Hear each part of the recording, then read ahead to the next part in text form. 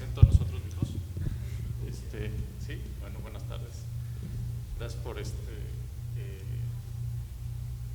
invitarnos. Igual y, ¿por qué no mejor que se presente Pedro y venimos de allá para acá? O yo los presento.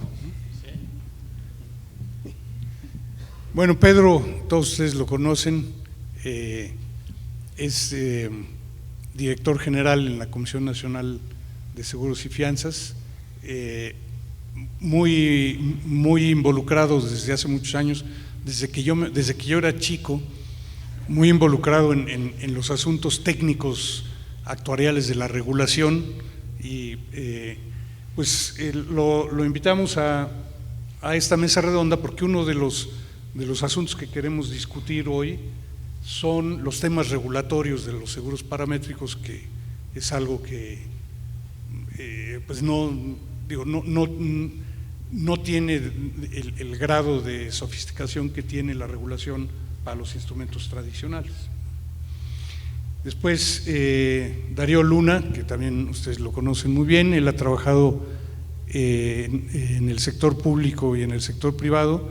En el sector público trabajó en la Secretaría de Hacienda, fue titular de la Unidad de Seguros y en esa calidad le tocó el diseño y la puesta en práctica del Multicat, ¿no?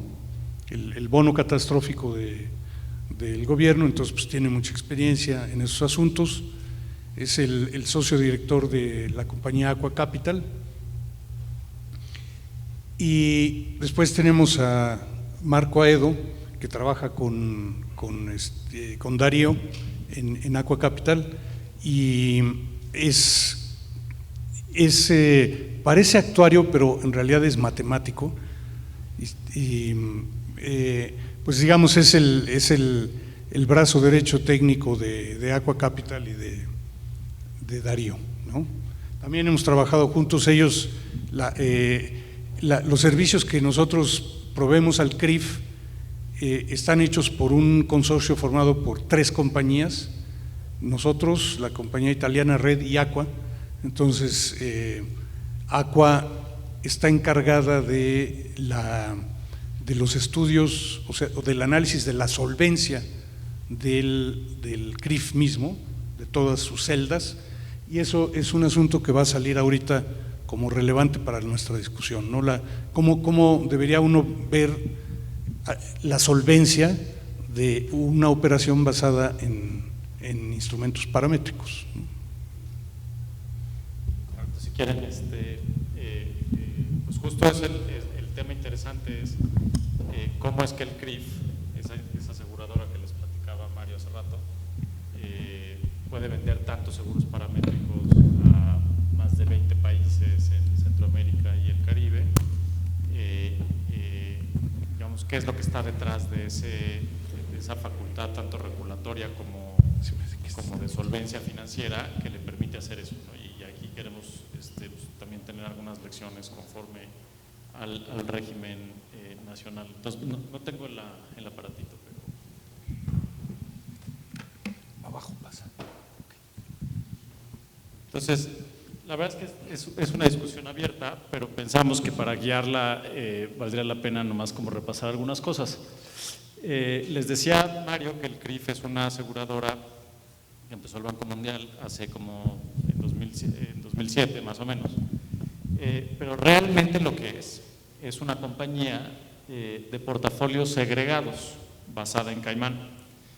Estos portafolios funcionan porque tienen una celda central, que es como un capital base, y luego el CRIF lo que hace es que tiene 4 celdas distintas. Una en donde ahí acumulan todos los seguros paramétricos que cubren riesgos de terremoto y ciclón tropical en el Caribe. Luego tienen otra celda separada en donde acumulan todos los riesgos de exceso de lluvia, de seguros paramétricos de exceso de lluvia del Caribe. Tienen otra celda en donde acumulan todos los seguros paramétricos de cualquier peligro para Centroamérica, y tienen otra celda más en donde acumulan un producto que la verdad es que no ha despegado mucho, que es una protección del ingreso para individuos, ¿no? Pero ese lo podemos como ignorar. ¿Y qué es lo que pasa? Que esta compañía lo que hace es proveerle servicios de administración, de gestión a cada una de las celdas por separado. Entonces, cada celda es como una mini aseguradora, ¿no? En México no tenemos un concepto así. En México, una aseguradora, pues, si bien hay ciertas divisiones entre ciertos riesgos, dentro de los ramos autorizados, pues mezclan los negocios, ¿no? Puedes tener en el ramo de daños, auto, casa habitación, residencial, o sea, industrial, etcétera, ¿no? Dependiendo de las licencias que tenga la aseguradora en México.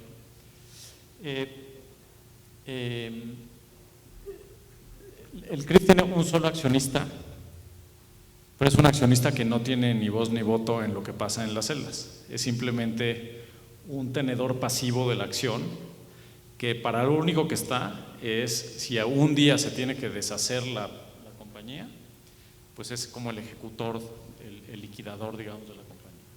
Fuera de eso, ese accionista no, o sea, no tiene un derecho económico sobre la compañía de portafolio.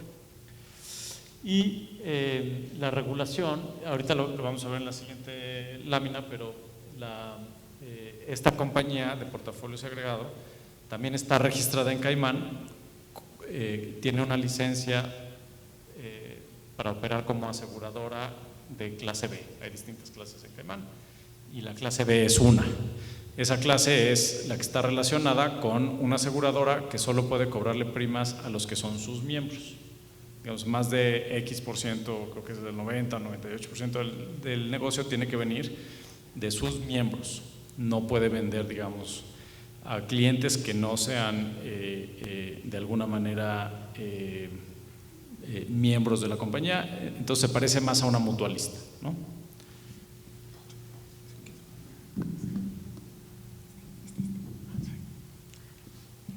Luego, hablando un poco del régimen de solvencia del CRIF, es bastante distinto a cómo funciona en México. Cada año, para cada celda, el CRIF somete un plan de negocios, un business plan, en el que explica con lujo de detalle más o menos cuál va a ser su nivel de primas y cuál es su nivel de solvencia objetivo.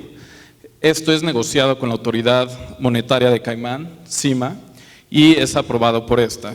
O sea, la operación del seguro es contingente a que la autoridad apruebe el business plan. La política financiera interna del CRIF, que también es compartida con la autoridad monetaria, indica que se mantiene una probabilidad de ruina de 1 en 1000 años para, no solo por producto o por celda, sino para cualquier celda compartiendo el capital central. Esta política es un poco menos restrictiva que en México, al ser aquí 1 en 1500 años, pero la facilidad, como decía Mario, que hay para calcular esta probabilidad de ruina está en que pues, todas las curvas de exceso de pérdida y todas las curvas de pagos son conocidas debido a que es la manera en la que paga el seguro. O sea, el seguro es de pérdida modelada, por lo tanto se conocen de antemano bastante bien todas las curvas de excedencia, entonces se puede tener un muy buen ajuste en esta probabilidad de pérdida. Cada celda tiene un nivel de retención por debajo y arriba de un programa de reaseguro de exceso de pérdida. Este plan de retención es compartido con la autoridad y es reconocido para los niveles de solvencia. Otra característica es que no hay constitución de reservas de ningún tipo, puesto que todos los seguros son a 1 año y debido a que son de pérdida modelada, pues no hay contingencias para pagos de seguros a lo largo del tiempo. Entonces, en cada momento del tiempo se conoce perfectamente cuáles son tanto los pasivos como los activos de la aseguradora con bastante precisión. Como vieron al principio, la aseguradora maneja únicamente negocios de pérdida modelada y de daños. Otra característica es que el capital de la celda central es contingente a que se acabe el capital de cada celda particular. Entonces, funciona como una especie de capital diversificador que ayuda a mantener un nivel de solvencia sana para la compañía. Cada compañía por sí misma hace su posicionamiento de reaseguro, ya sea en un programa único o en programas diversificados por los tipos de producto, y dado que todo está contenido en las curvas de exceso de pérdida, pues se puede conocer bastante bien cuáles son tanto los precios del reaseguro técnicos como cuál es la retención y la solvencia de cada una de las celdas. Y bueno, como último punto, desde su creación, y es la fuente principal de capital del CRIF, además de las primas, el CRIF ha recibido más de $80 millones de donantes de distintos gobiernos para mantener sus operaciones y llevar a cabo los millones de dólares en pagos que explicaba Mario. Este es un poco para hacer un símil con cómo funciona la regulación de seguros catastróficos en México. Aquí existe un capital mínimo y también hay un requerimiento de reservas. Las reservas catastróficas se constituyen, como bien saben, hasta alcanzar una PML del 99.93, que es uno en 1500 años, considerando ahí los efectos también de todos los reaseguros. Las pérdidas catastróficas, la reserva catastrófica no permite la acreditación de los reaseguros en exceso de pérdida. Esta es una diferencia fundamental con los seguros paramétricos, y mucho se debe a la facilidad de modelación de los seguros paramétricos. Como un seguro paramétrico está basado en un modelo, y el modelo se usa tanto para tarificar como para calcular la solvencia, como para calcular los pagos, hace mucho sentido, es muy sensible utilizar todo sobre el modelo para tener una buena idea de tanto la solvencia como de toda la historia de pagos de la compañía. Una de las diferencias principales y fundamentales aquí es que México acaba de implementar un régimen tipo Solvencia II, entonces el requerimiento de capital pues no solamente incluye el riesgo de seguro, sino también el riesgo de operación, el riesgo de mercado, que no está, cuando vamos de manera literal, en los requerimientos para los que aplica el CRIF, y aplica el mismo régimen tanto para las sociedades mutualistas como para las instituciones de seguros, donde el CRIF es un poco más similar a una mutualista que a una institución de seguros tradicional. Entonces, lo que pensamos que sería interesante platicar, aprovechando que está Pedro en la mesa y Mario, es cómo es que el descansar la operación en un modelo probabilista o probabilístico que incluso la autoridad de Caimán reconoce, ¿no? O sea, la figura de aseguradora con licencia B tienen el tipo en donde descansan todas sus operaciones en un modelo.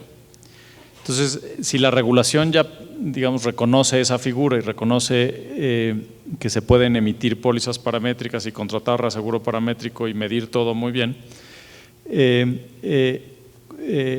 ¿cómo es que eso podría pues permitirle o sea, qué retos plantea para la regulación mexicana y qué ideas nos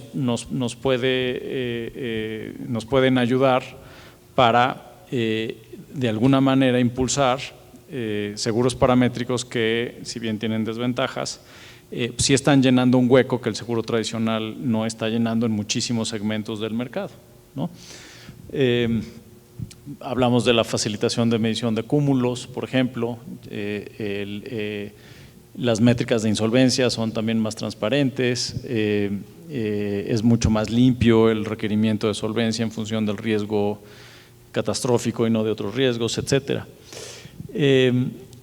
Creo que de algunas ventajas del régimen mexicano es que muy probablemente sea un régimen que protege, digamos, es un régimen prudencial más robusto. Se plantea el que los asegurados pues no tengan potencial afectación por un mal funcionamiento de la aseguradora. Y eso creo que ha sido la base del régimen de solvencia de México por muchísimos años. Pero hace muy difícil el que este tipo de productos innovadores, que pues dependen también de que los asegurados sean responsables y los contraten con cierta responsabilidad. En el caso del CRIF son los gobiernos, son los ministerios de finanzas, que en principio son contratantes sofisticados. Esa protección a los asegurados hace muy difícil que el régimen pueda reconocer una convivencia entre pues este régimen de solvencia 2 más robusto con algo tan, por decirlo de alguna manera, simplificado y transparente como lo tiene el CRIF en Caimán, ¿no? Entonces, creo que uno de los puntos que decía Mario en su presentación, los seguros paramétricos llegaron para quedarse, no tenemos duda de eso. Ya no solo lo que estamos viendo en el mercado, no solo es los ejemplos de productos paramétricos en donde el Banco Mundial iba a un país en desarrollo y trabajaba con microseguros de campesinos y tenían cierto éxito muy localizado. Tampoco es los seguros paramétricos que contratan los gobiernos como los del CRIF o como México que están colocando estos riesgos. Ya no, ya estamos en el momento en donde los seguros paramétricos van a ser una realidad para clientes, para personas y comercios, en donde entre privados se van a estar vendiendo, ¿no? ¿Qué podemos aprender del régimen del CRIF, de la experiencia del CRIF? Y qué retos se nos vienen aquí en la regulación en México, ¿no? Esa es un poco la materia de discusión. Creo que vale la pena escuchar unos comentarios de Pedro y a lo mejor luego pues, algunas preguntas e ideas de ustedes, si tenemos unos minutos.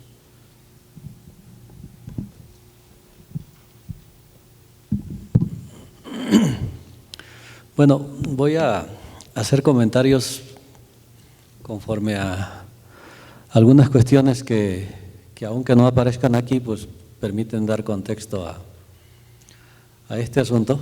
Y el primero de ellos es que los reguladores en cualquier parte del mundo pues juegan un papel de árbitro en cuanto a la función que tiene un seguro dentro de la población. Y hay un aspecto que es poco conocido, pero que ahorita viene al caso porque se asocia con el riesgo de base. En muchas partes del mundo se habla de que para que un seguro sea posible, tiene que existir lo que le llaman en el argot de seguros interés asegurable. Y ese concepto lo que significa es que debe existir un interés legítimo por parte de la persona que se asegura de que haya un evento que de ocurrir le causará indistintamente una pérdida y jamás una utilidad. Es decir, si se cumple ese requisito, entonces se dice que ese es un riesgo asegurable y que se puede hacer una operación de seguros. Si no se cumple, entonces se dice que puede ser que se trate de un juego de azar. Es decir, no todo aquello que es aleatorio, fortuito, ajeno a la voluntad humana, necesariamente es un riesgo susceptible de caer en una operación de seguro, porque yo puedo ir a jugar a la lotería y eso pues es de alguna manera fortuito, azaroso, etcétera, pero no lo puedo convertir en operación de seguros porque no tengo interés asegurable, es decir, no tengo un interés legítimo de que no ocurra el evento que me va a dañar, porque tengo interés en que ocurran ciertas cosas que me van a producir una utilidad, porque estoy jugando al azar. Ese tipo de cosas no son asegurables. Ahora, en México se ha tenido alguna discusión si los seguros paramétricos cumplen exactamente con este requisito o no por el riesgo de base. Cuando un paramétrico se hace en masa, es decir, es masivo, sobre toda una colectividad, entonces no cabe la duda de que se trata de una operación de seguros. porque casi indistintamente o con una altísima probabilidad, cada vez que ocurra el evento, va a producir una pérdida a la colectividad. Pero cuando se lleva a una individualización, cuando se convierte en una operación que puede ser contratada persona por persona, se empieza a tener incertidumbre acerca de si se cumple con la definición de interés asegurable, porque una persona puede llegar a una aseguradora y decirle: quiero que me venda 1 millón de pesos de cobertura contra un huracán que alcance más de cierta fuerza, etcétera, en tal lugar. Y la aseguradora dice: aquí está, te lo vendo. Pero resulta que el señor no tiene ningún interés asegurable, está jugando al azar. Es decir, puede ser indemnizado sin tener ninguna pérdida. El otro caso, el caso contrario, de que alguien no sea indemnizado habiendo tenido una pérdida, ese sí no importa. Es decir, también es algo mal visto en seguros. Sin embargo, se acepta que los seguros son imperfectos al momento de la indemnización. El primer escenario, ese sí es algo que actualmente todavía está en discusión, porque efectivamente un cúmulo de especuladores puede llegar a un lugar y comprar seguros con el único propósito de obtener una utilidad.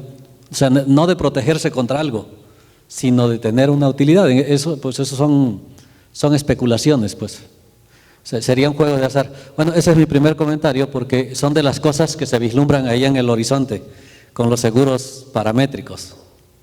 Otro comentario es: se acepta que actualmente, ante este enorme movimiento de InsurTech, entendiendo como InsurTech cualquier seguro que tenga relación con nuevas tecnologías o que se base en la existencia de nuevas tecnologías, como es el caso, solamente algunas formas de aseguramiento son posibles, y voy a referirme a una en particular, que es que en estas nuevas formas de aseguramiento resulta complicado evitar el riesgo de antiselección.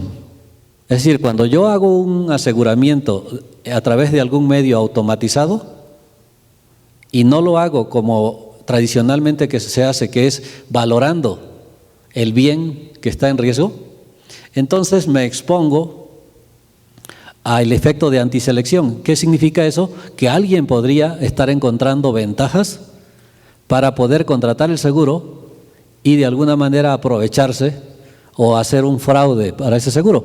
Sin embargo, hay una excepción, que son los seguros paramétricos. O sea, tienen la capacidad de que no necesito hacer ningún análisis del bien asegurado, puesto que la indemnización no depende del daño que se le esté causando al bien, sino que simplemente depende de un parámetro con base en el cual se va a hacer la indemnización, entendiendo que ya fue hecho un cálculo teórico del daño potencial que podría producirse ante esas circunstancias.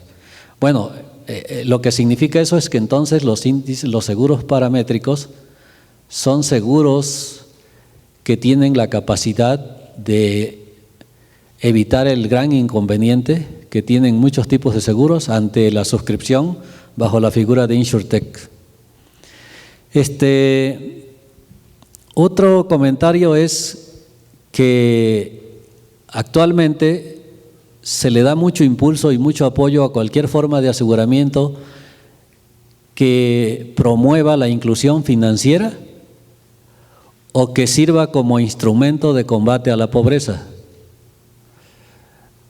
Los seguros paramétricos cumplen con ambas características, es decir, por un lado, son instrumentos que avanzan hacia la inclusión financiera porque le dan acceso a la población a poderse asegurar de una manera muy simple y a través de medios automatizados.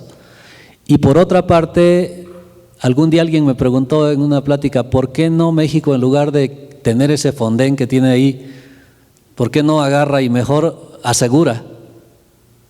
Y asegurando, pues ya no necesita tener un fondo propio.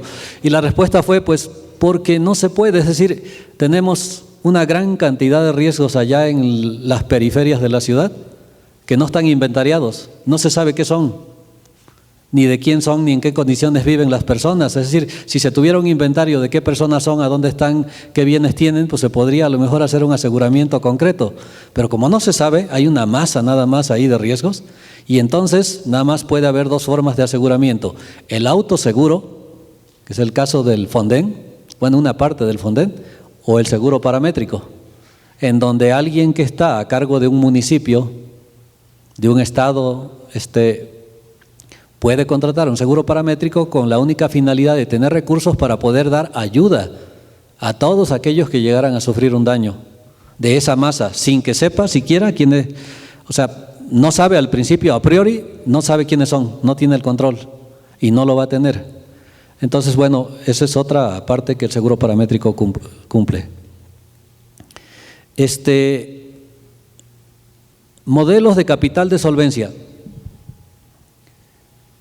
En cualquier parte del mundo los reguladores tienen estas cosas que le llaman los modelos de capital de solvencia, que consisten en hacer un cálculo de la pérdida que puede implicar el riesgo asegurado, la pérdida extraordinaria más allá de las reservas, y exigirle a quien hace esa operación que tenga los recursos financieros para poder financiar esa pérdida, sin caer en quiebra, en ruina. Esto es a lo que se le llama el requerimiento de capital de solvencia. Ahora, ¿cómo lo calculan? Hay diversas formas de calcularlo. Eso ya es una cuestión de la forma de modelación que quieran adoptar en cada país. Pero en el caso del seguro paramétrico tiene un inconveniente que se traslada al cálculo de estos requerimientos de capital. Los reguladores son muy dados a basar en sus cálculos en información de alguna manera muy específica de cada una de las partículas del riesgo, y con base en ello intentan hacer una estimación. Cuando no lo tienen, tienen muy pocas alternativas, porque dicen, bueno, no me estás dando información sobre aquello que estás asegurando, yo no sé cómo hacerle para medir la pérdida. Sin embargo, el seguro paramétrico provee de manera exógena al regulador la medición de lo que se llama la pérdida máxima probable, y que por eso algunos reguladores como México decidió o aceptó tomar la estimación hecha por expertos externos.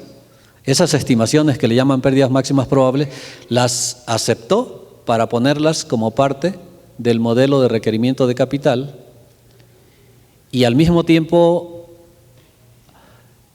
estableció de qué manera esas pérdidas estimadas como PML podían ser cubiertas ya fuera con recursos de capital o ser cubiertas con reaseguro, que es coberturas que proveen terceros del riesgo asegurado. Si me preguntan específicamente si este tipo de seguros en México, estos tipos de seguros paramétricos, ¿tienen una forma específica de requerimiento de capital? No, se parecen mucho a los catastróficos, nada más. Y si hubiera que incorporarlos, tendría que ser alguna nueva modalidad de requerimiento de capital de seguros paramétricos. Actualmente se les trata como a cualquier seguro ordinario. Se parecen a los catastróficos, pero los catastróficos, eso sí, tienen un régimen especial de tratamiento. El paramétrico como tal no lo tiene porque no necesariamente son catastróficos. Ese es el punto. Entonces, más bien hacia donde hay que avanzar es hacia cómo el regulador en México tendría que incorporar a sus esquemas de cálculo de capital los seguros paramétricos. Y el último comentario es que si se acepta o no el reaseguro no proporcional. El regulador en México ha estado preocupado durante muchos años de si una operación de reaseguro verdaderamente constituye una transferencia de riesgo. Hay contratos de reaseguro que efectivamente no aseguran que ese reasegurador disminuye el riesgo de la aseguradora principal, y por lo tanto consideran ese tipo de contratos no adecuados E incluso es posible demostrar técnicamente que ese tipo de contratos no aseguran de manera confiable la transferencia del riesgo. Sin embargo, actualmente ya hay algún avance, hay una nueva definición por ahí de lo que es transferencia de riesgo y en donde se establece bajo qué condiciones los contratos de reaseguros no proporcional pueden ser tomados en cuenta para efectos de hacer los cálculos de capital e incluso de reservas, como aparece ahí. Así es que otra vez es algo que está ahí en el horizonte, todavía no está en vigor, pero hacia allá se tendría que ir avanzando poco a poco. Dentro de las maneras que sigue el regulador para poder avanzar hacia cualquier tipo de esquema de aseguramiento que no venga contemplado o que sea innovador, es que pues tiene que sentarse en la mesa de discusión con quienes están haciendo eso para ver qué es lo que proponen al respecto o qué se puede hacer. Así es que la mejor manera de llevar esto es tomar cada uno de estos puntos y ponerlo a disposición del regulador para ver qué es lo que quiere hacer al respecto y qué es lo que se puede hacer para poder encajar bien los seguros paramétricos dentro de la regulación. No sé si hay algún punto que haya yo omitido de esto y que quisieras, Darío, tocar. Nomás muy rápido, hoy por hoy el régimen de reservas y capital permite a las aseguradoras suscribir seguros paramétricos. ¿Sí? El tema más bien es si los pueden suscribir bajo las condiciones más adecuadas a la naturaleza del producto, dado el régimen de reservas, ¿no? Como que ese es, o sea, la idea no es que hoy por hoy no se pueden hacer los productos paramétricos, sino más bien que a lo mejor el régimen no es el adecuado, ¿no? Esa nomás era una pregunta, clarificación, y tú querías… Y, bueno, nada más ahí un punto en la parte de reaseguro, nada más tomando un poco más las ventajas de los seguros catastróficos, de los seguros paramétricos para la transferencia de riesgo, es que es muy fácil comprobar que el disparador del reaseguro está relacionado con el disparador de todas las pólizas que está suscribiendo la compañía aseguradora. Entonces, esa comprobación que decía Pedro, que no necesariamente es fácil hacer ahora, pues es mucho más fácil hacerla en los casos en los que hay contratos paramétricos tanto arriba como abajo, entendiéndose arriba como la transferencia de riesgo de una compañía aseguradora a un reasegurador. Sí, mira, mi comentario de si una operación de seguros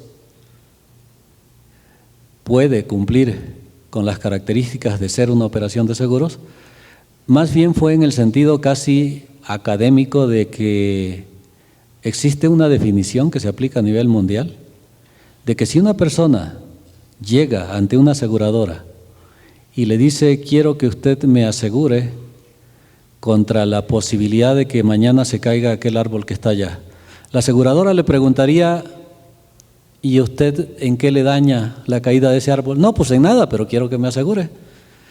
Lo que le diría el regulador a esa aseguradora: eso no lo puede hacer porque eso es un juego de azar, no es una operación de seguro, tiene que existir un daño posible, aunque no se realice el daño, pero tiene que haber un daño potencial.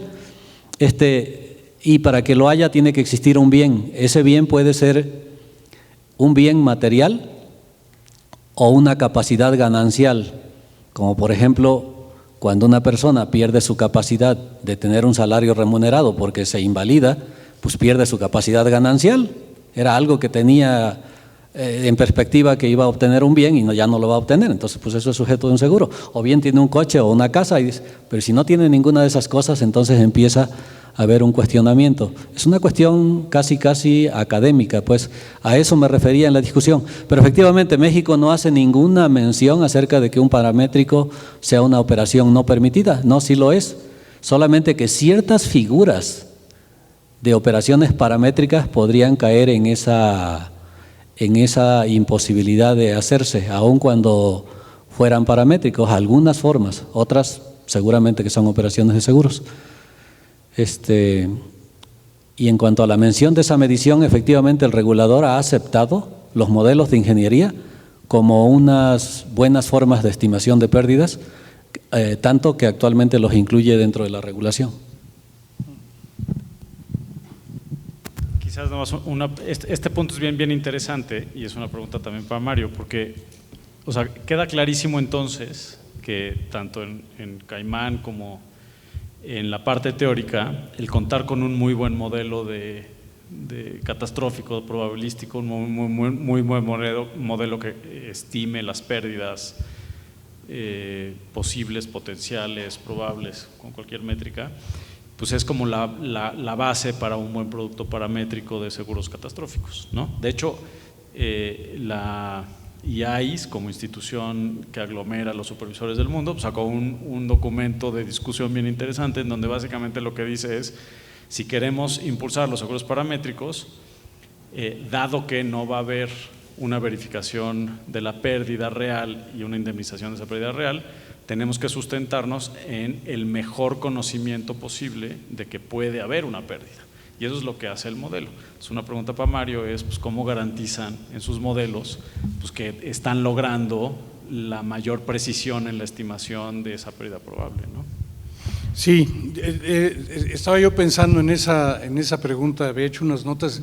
No, yo creo que no hay una respuesta así muy sencilla, digamos. Yo creo que conceptualmente el asunto tendría que ser que, porque efectivamente si el parámetro no tiene nada que ver con las pérdidas, es un juego de azar, es lo que estaba yo tratando de explicar aquí con la transferencia imperfecta de riesgo, ¿no? O sea, si el parámetro es el tiro de una ruleta, está uno jugando a la ruleta, ¿no? Entonces, probablemente estaría del lado de quienes construyen los modelos demostrar que hay una correlación alta que se puede medir entre los parámetros que están usando y las pérdidas, ¿no? Entonces, yo creo que eso tendría que ser parte del proceso de certificación o de revisión del modelo, ¿no? Hacer ver que efectivamente es una correlación alta. No sé exactamente cómo medir esa correlación porque, digamos, podría uno comparar con pérdidas observadas en eventos pasados, es decir, una especie de coeficiente de correlación estadístico, pero eso nos mete en el problema de que no tenemos datos de temblores, no tenemos una gran muestra de temblores catastróficos pasados, ¿no? Entonces, pero yo creo que iría por ahí, ¿no? O sea, demostrar que el modelo prevé una alta correlación entre su disparador y las pérdidas, conexiones físicas, metodológicas, etcétera, ¿no? Y luego, sobre este mismo asunto, creo que está también interesante este interés asegurable, ¿no? Porque efectivamente, o sea, yo me imagino a alguien que toma un seguro sobre su casa de terremoto, ¿no? Un seguro paramétrico sobre una casa que no existe, ¿no? Entonces, ¿cuál es el interés asegurable? Pues desde luego no reparar la casa, porque la casa no existe, pero a lo mejor sí la interrupción de negocios, ¿no? Que es un asunto que en nuestra legislación es perfectamente asegurable, ¿no? Porque hace al asegurado, el evento hace al asegurado incurrir en una pérdida, ¿no? Entonces, capaz que por ese lado se podría buscar en estos casos el interés asegurable, o sea, decir, sí, pues no es mi casa, ¿no?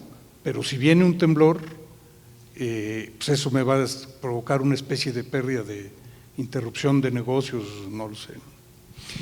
Y luego, oyendo lo que ustedes comentaban, otra cosa que creo que también puede ser un reto desde el punto de vista de los modelos, es que como opera la regulación ahorita, la regulación prevé que todas las pólizas de una compañía de seguros se analicen con el mismo modelo, ¿no? Hasta donde yo veo la regulación mexicana no dice que tiene que haber un solo modelo. En este momento solo hay uno, pero podría haber otros, ¿no? Pero lo que sí es que todas las pólizas tendrían que ser aseguradas analizadas con el mismo modelo. O sea, se corre el modelo, el PML es tanto y las consecuencias. Cuando haya seguros paramétricos, inevitablemente cada seguro paramétrico va a tener su propio modelo, que no son diferentes, ¿no? Entonces vamos a llegar a una situación en que unas pólizas van a ser, las pólizas de seguro tradicional van a ser analizadas desde el punto de vista de solvencia con un modelo, y luego va a haber 5 modelos diferentes en la misma aseguradora que están apoyando 5 productos paramétricos. Y eso no está tan fácil porque como seguramente ustedes saben, la regulación de nosotros prevé hacer cálculos, o sea, calcular el periodo de retorno de las pérdidas por evento. Esa es la necesidad de calcular todas las pólizas con el mismo modelo, porque hay un conjunto de eventos común. Si hay varios modelos, quién sabe. Entonces no sé cómo resolveríamos eso. Si yo fuera el regulador, en primera instancia diría, bueno, simplemente calcula tus PMLs con tus modelos y súmalos todos. Esa es una solución prudente, ¿no? Marco ya se rió porque él se pone o sea, porque sabe lo conservadora que sería esa decisión. Pero esa podría ser la decisión inicial prudente del regulador, ¿no? Es decir, simplemente suma los PMLs de todos. Nada más ahí, en ese punto sería demasiado prudente posiblemente, especialmente si tienes seguros paramétricos de huracán y de terremoto, como que no parece ser la solución ideal. Por ramo. O sea, todas las pólizas del mismo ramo, decía yo. Y curiosamente, y a lo mejor antes de pasar rapidísimo a preguntas, porque nos queda un minuto, pero ese escenario hipotético que comenta Mario ya existe. Bermuda, Caimán y Londres aceptan en celdas infinidad de modelos. Evitan este problema porque no los aglomeran en una sola métrica, ¿no? Pero bueno, se nos acabó el tiempo, entonces me da mucha pena, pero se alargó la discusión. Muchas gracias. Muchas gracias.